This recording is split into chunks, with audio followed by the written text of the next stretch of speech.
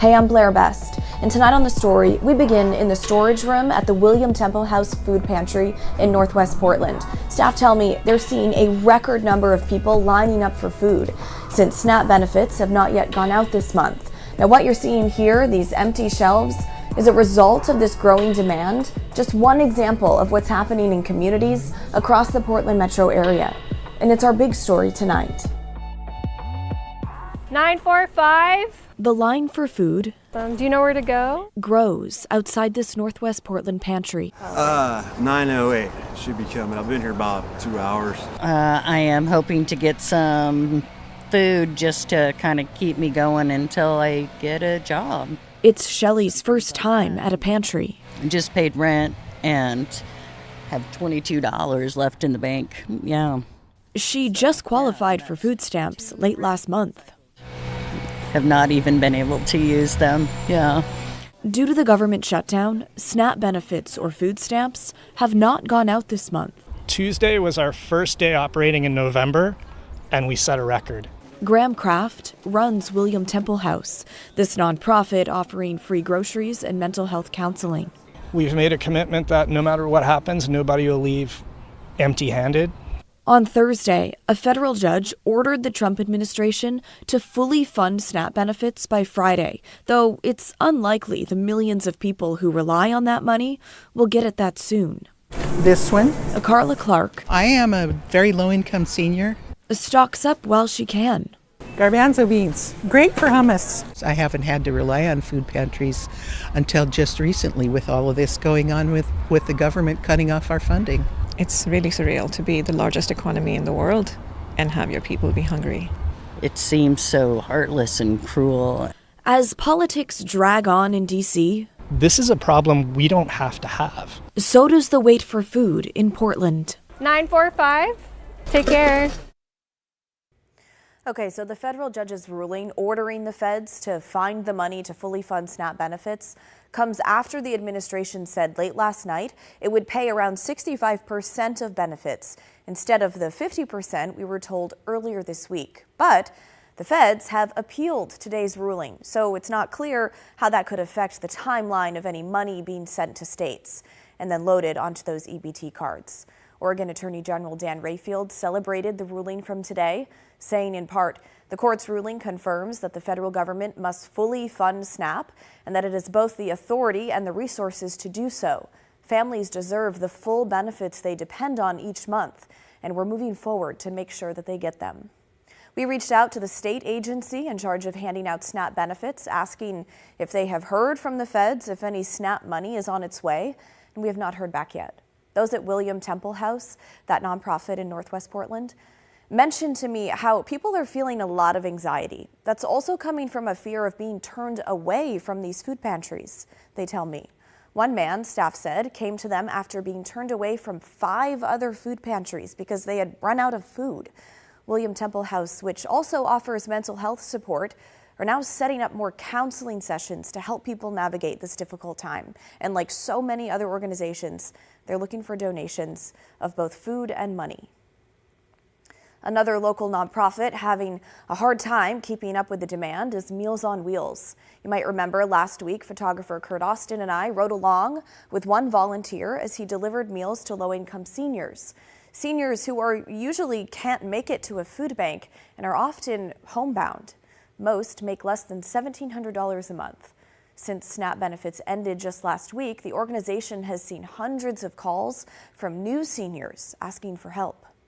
In fact, one of my client services told me this morning, the phone's on fire, right? Can't keep up with it. We're enrolling people as fast as we can. The CEO spoke with Stephanie Domerad on Straight Talk. She said so far, Meals on Wheels has been able to avoid turning anyone away, but with increasing demand, they're in need of community support like volunteering, food prep, and donations. You can watch the full interview with Meals on Wheels and the Oregon Food Bank this weekend or Monday night at 7, or always on your own time by downloading the free KGW Plus TV app. So the city of Portland has started enforcing its camping ban. The mayor making clear the focus is to connect people with shelter, with citations from police being used as a sort of last resort, if you will. Today, officials released some data on how the first 5 days went. Here's the overview. Officers talked with just over 100 people at more than 50 campsites.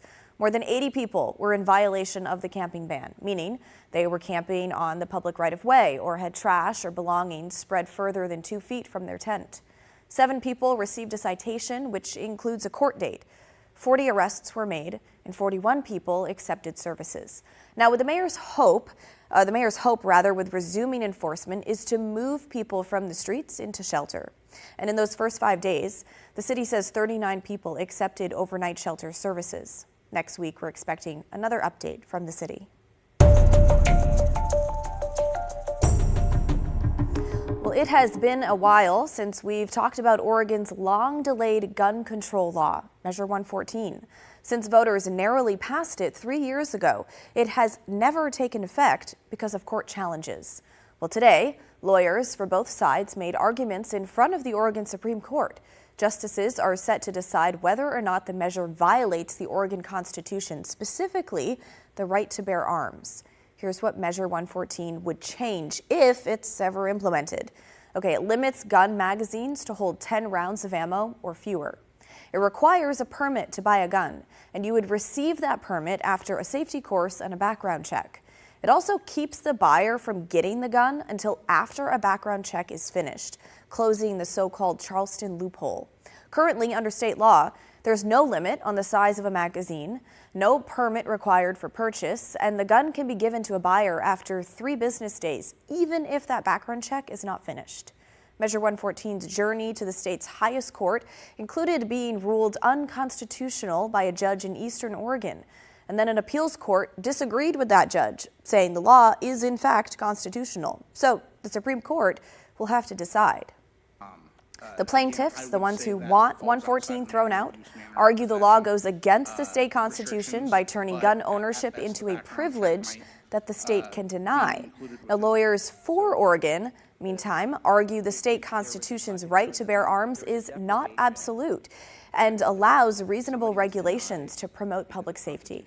They also argue that large capacity magazines are not arms protected by the Constitution, since they were not commonly used for self-defense in 1859 when the state constitution took effect.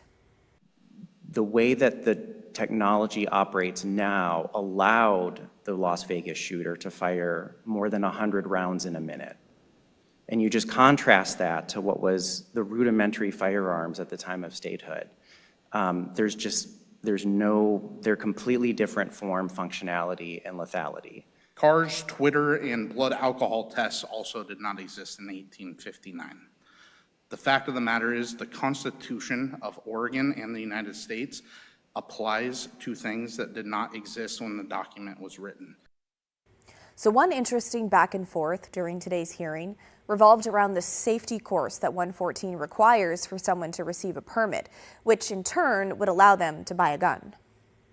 Is there any other example where a citizen of Oregon would need to take a class before they could exercise their constitutional right? I don't know.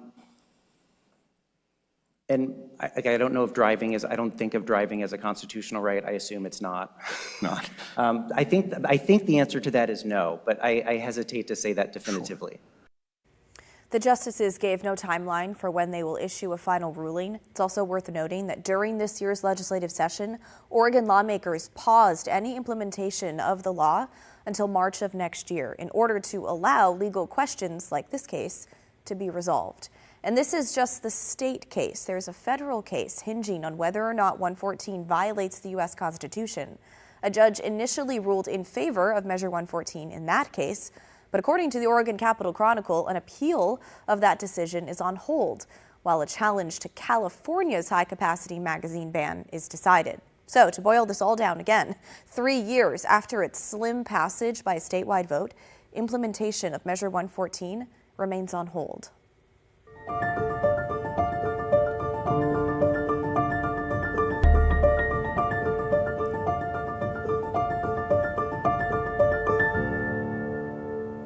Tonight, the woman who cracked the case in one of the most notorious crimes in Northwest history tells her behind-the-scenes story.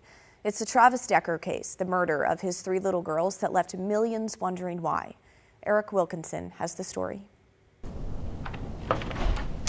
As a forensic psychologist, it's Dr. Stacy Chiquette's job to unpack the most horrific of crimes. Investigators don't call me for your standard kind of child abuse case. Dr. Chiquette was on duty helping investigators working on the suffocation murders of the 3 Decker girls cope with their own emotional trauma when she quietly offered her services. Chiquette works in private practice and is one of only a handful of people in the world with her level of expertise. When she started looking at the file, she knew this case would be one of her most difficult. It's like putting together a puzzle when you don't know what the picture is and you don't have all the pieces. To piece that puzzle together, Dr. Chiquette examined Decker's books and journals, learning everything she could to put herself in the killer's head. I want to know about their entire lives, and I also want to know about their secret lives. That's the only way to really do this work, is to become that person in every sense. After more than 3 months and 7,000 square miles of fruitless searching, Chiquette led investigators to Decker's remains, just 3/4 of a mile from the crime scene. Chiquette says people in Decker's state of mind typically fight, flee, or freeze. It appears he chose the latter. It is not uncommon for individuals that have a pretty significant mental health problem to experience that kind of freeze response where their mind kind of goes blank, they can't think through things. It's not uncommon for us to find them relatively close to where the crime occurred. Of course, the constant question here is why? Why did Travis Decker do what he did? We asked those questions, and the doctor believes she has a pretty good idea, but there are some things she says she simply can't talk about. How do you go from having issues to murdering your 3 children? Why would he want to stay so close? We don't want to say something that is speculative, but then the words are out there, and those words hurt people in real time. There are certain things that are private. This is Grindstone Mountain. For reasons she can't yet specify, Chiquette led search crews to a specific area on Grindstone Mountain. She even guesstimated about what elevation we were looking at, and we really appreciate her insight. Within a day, they found his remains along with a green t-shirt and shorts. There was no weapon, no suicide note. The Army Ranger with survival training appeared unprepared or unwilling to survive at all. There are also ways that people can passively choose to die, whether that's, not eating or drinking, whether that's exposure to the elements without proper attire, but there's a lot of ways that people can do that. Dr. Chiquette stresses only Travis Decker knows the answers to these questions. She believes the killings were likely not the result of any single event, rather the response to an alternate reality created by mental illness that none of us can fully comprehend. I wish I knew. I wish I knew what he was thinking and feeling and experiencing. While the Decker case is officially closed, the why will always haunt Dr. Stacy Chiquette. It will never be done. It will follow the family and many other people for the rest of their lives. But at least having the closure of locating Decker is a small gift in the journey toward.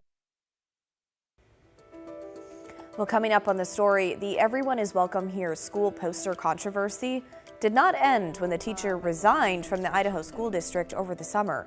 Its effects were felt all the way through this week's election. Details in just a few minutes.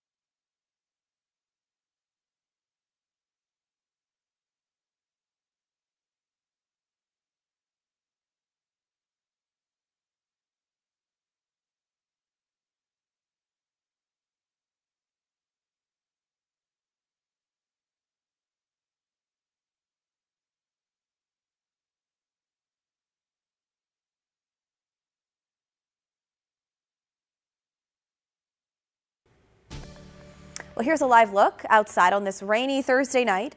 The region was drenched over the past couple days, but there is dry weather on the horizon.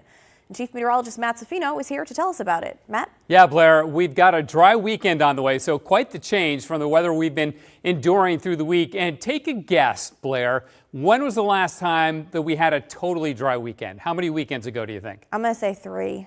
6. 6? 6. Wow. We got to go back to the last weekend in September. The last weekend we had a completely dry weekend. Now the weekend after that, the first weekend in October, we only had a little bit of rain, just a trace of rain, but every weekend since then has been wet.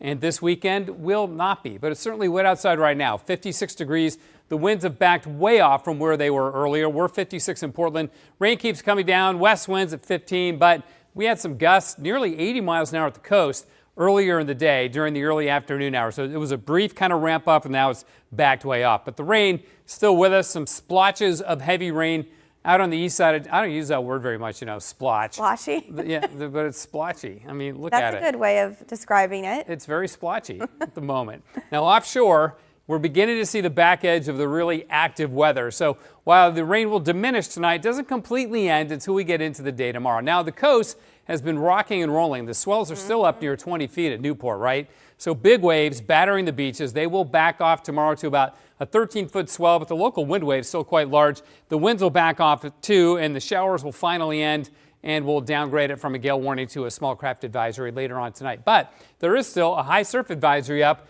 until 7 o'clock tomorrow for the big swells that are coming on shore, and that's until 7 o'clock tonight, actually, so that's expiring soon. But the coastal flood advisory for the minor tidal overflow will happen again around the high tide, which is again a 10-foot tide. That's a big high tide coming in during the afternoon hours tomorrow. But look, we finally see some dry weather tomorrow. There'll be a few showers early in the day, but I'd say by about 10 or 11 o'clock in the morning, we're done with that. Becomes partly sunny, and while it'll be cooler because we've been in the 60s the last couple of days, we'll take that trade-off with the dry, partly sunny weather and highs in the 50s.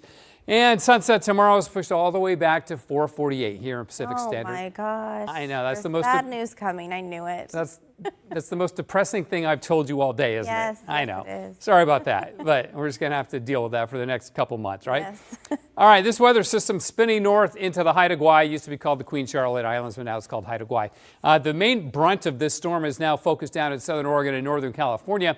And I was going to spin all the way across the world, and we kind of did that anyway because there's a couple of very strong storms in the western Pacific. This is a typhoon that has now moved into Vietnam. It was really strong for a while. This is a developing tropical storm named Feng Wang, and it is now a severe tropical storm, meaning it's just below hurricane strength. Look at the track, takes it right into the Philippines, so we'll be hearing about this over the next couple of days, and it spins north towards Taiwan and the coast of China too.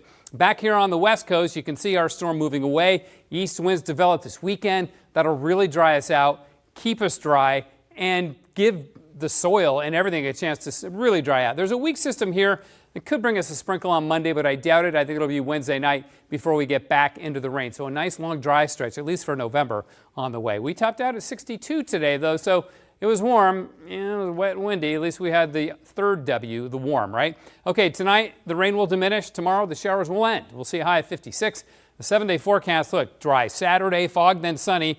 Nice and sunny on Sunday and breezy. And then Monday, Tuesday, Wednesday all look dry, Blair. I am loving that. Thanks so much, Matt. You got it. Well, coming up next on the story, grassroots democracy in action. You remember that Everyone is Welcome Here poster controversy in a school district near Boise, Idaho? Well, it made international headlines, with many upset that the district deemed the posters political. Well, a few of the school board seats were on the ballot this past Tuesday. How did it turn out? That's next when the story returns.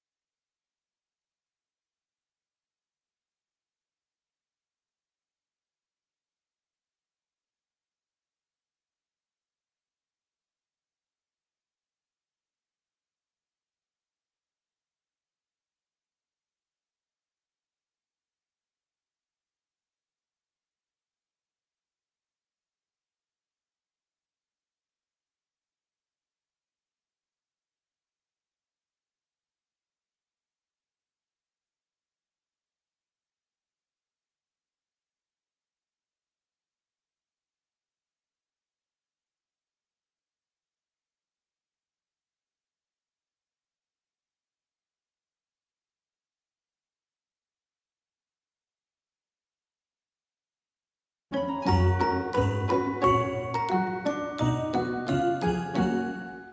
this is a live look at what's already a growing pile of toys.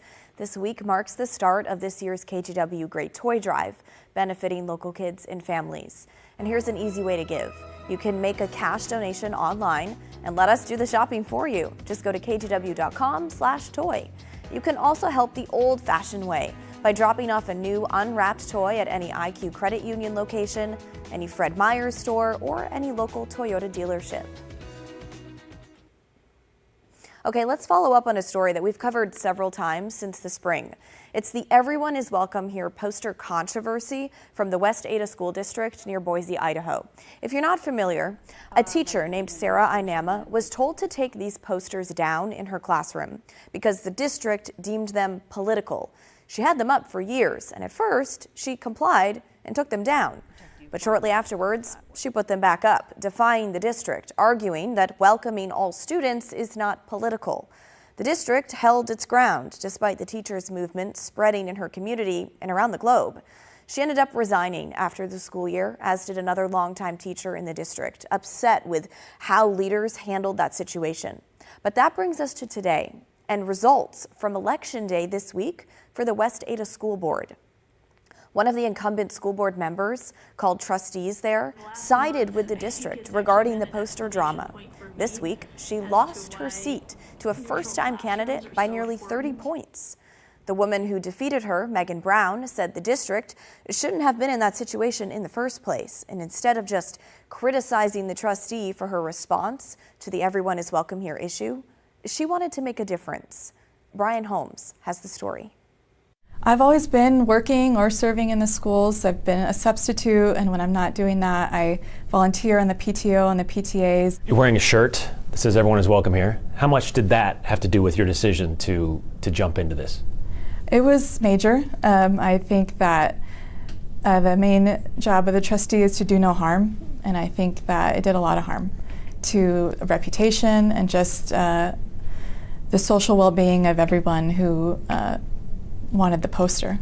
This is absolutely ridiculous and utterly embarrassing for West Ada, for Idaho, and for humanity. Is that what you heard when you were knocking on doors and talking to people? Same thing? Yeah, I wore this shirt when I knocked on doors to be very clear about, you know, she already voted no, I will vote yes for a poster like this. And so that was the main message. I feel the passion that you all have. Her Zone 3 opponent, one-term trustee Angie Redford, made her stance on the signage clear last spring. Over the last month, I think it's actually been an exclamation point for me as to why neutral classrooms are so important. Is it safe to say this was a referendum on this whole Everyone is Welcome Here?